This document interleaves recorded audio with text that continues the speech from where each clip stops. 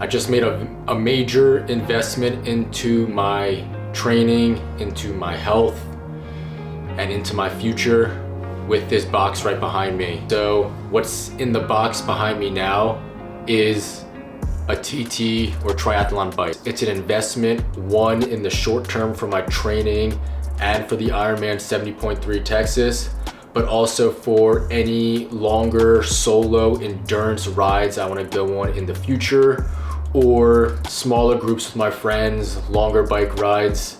Plus, being in the TT position so far is way more comfortable than being in the drops or the hoods on the air road. So that's really what this is for, is getting into that TT position early before the race and getting my body used to it. So could I have done the race on the air road? Absolutely. Is the air road a comfortable bike? Absolutely. Can you ride long distances on the air road? Absolutely. But I went all in. I'm somebody who's gonna go all in to what they say they're gonna do. Training, equipment, nutrition.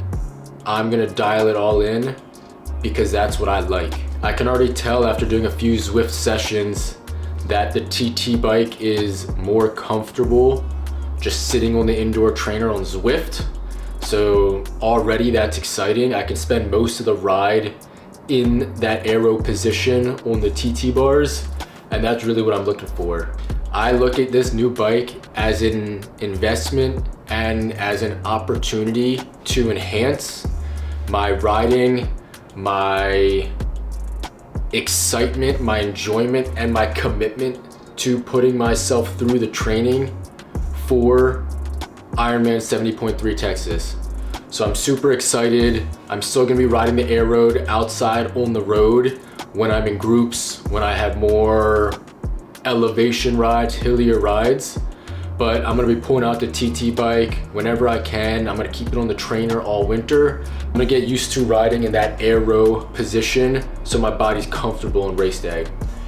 So I'm excited to try to dial in this triathlon bike and make all those small little touches that made my air road so comfortable.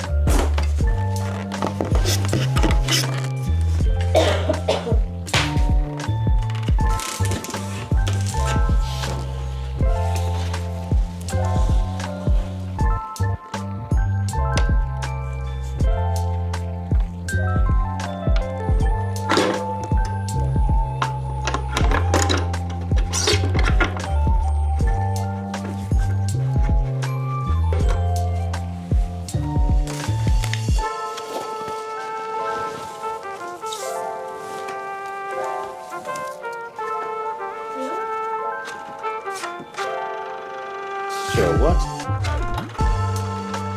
It's a silent bike?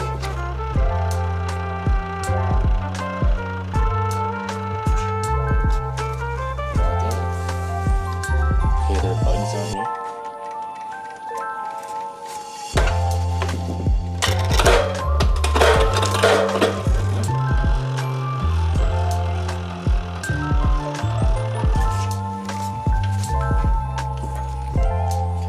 Down here. Buttons. Ooh, shit. That's pretty sick.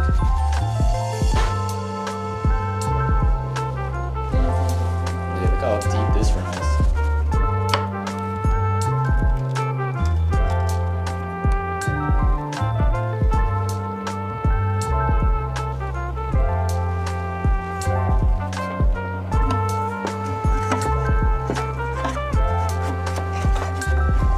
We turned the old bar cart into a wellness cart.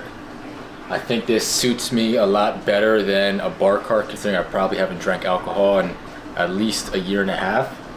So it's a wellness cart and coffee cart down below. So I have all the different Go gels, my Element, Scratch, some of the Martin bars and goo. I think the goos upset my stomach, so I've switched over to the Go gels. I just think the ingredients are probably a little bit cleaner for my stomach, and I don't have that post goo stomach as bad. So I've switched over to Go gels completely, and even G1M Sport that I have over there. Those have been my primary fuel sources for running, swimming, and biking. So it's been a little update right here. All right, so this is what we're gonna do for the bike ride. This is the nutrition on the bike ride I'm about to do. I'm gonna ride for an hour and a half on the tri bike, test out the new position. I'm gonna do 1 element per hour, and then it's gonna be 1 Go gel every 30 minutes. That's gonna be 2 for the hour, plus 2 scoops of G1M Sport. So that's gonna be about 88 grams of carbs per hour on the bike.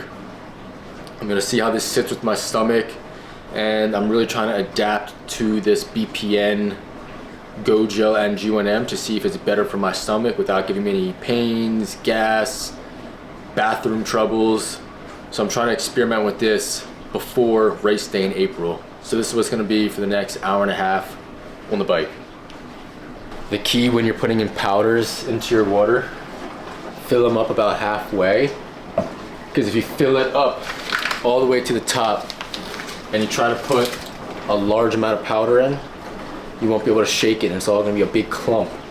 So if you fill it halfway, then you can shake up the bottle once all your powders are in, and it mixes without clumps. So 2 scoops G1M Sport in the 1 bottle, because I'm doing an hour and a half. That's gonna be the 1 hour bottle. The second bottle is only gonna be Element for electrolytes.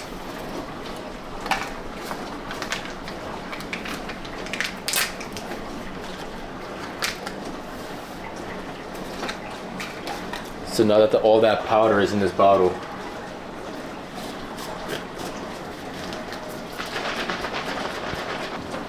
you can fill the rest up with water.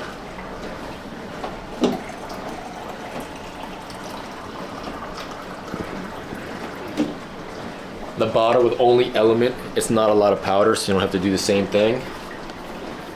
That gets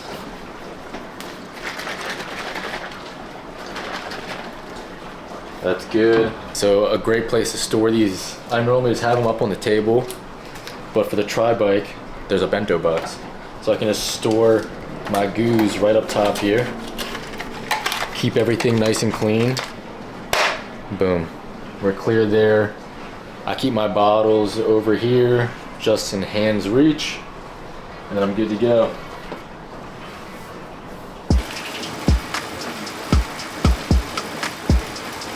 I heard of this similar ride from some YouTube video I was watching, so I just made it myself on Zwift.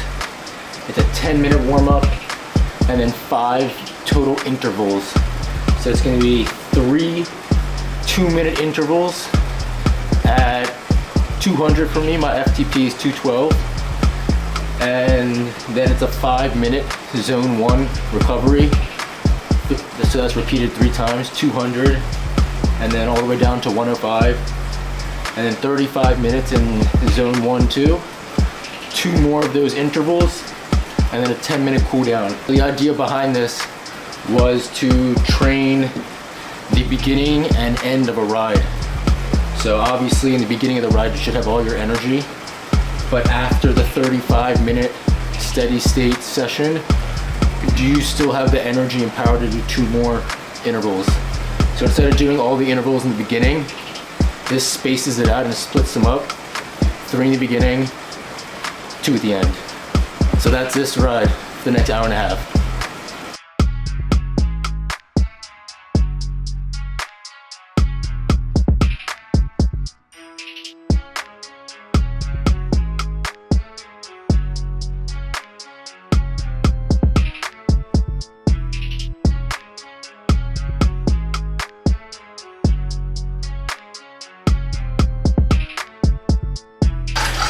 Interval 2. Done.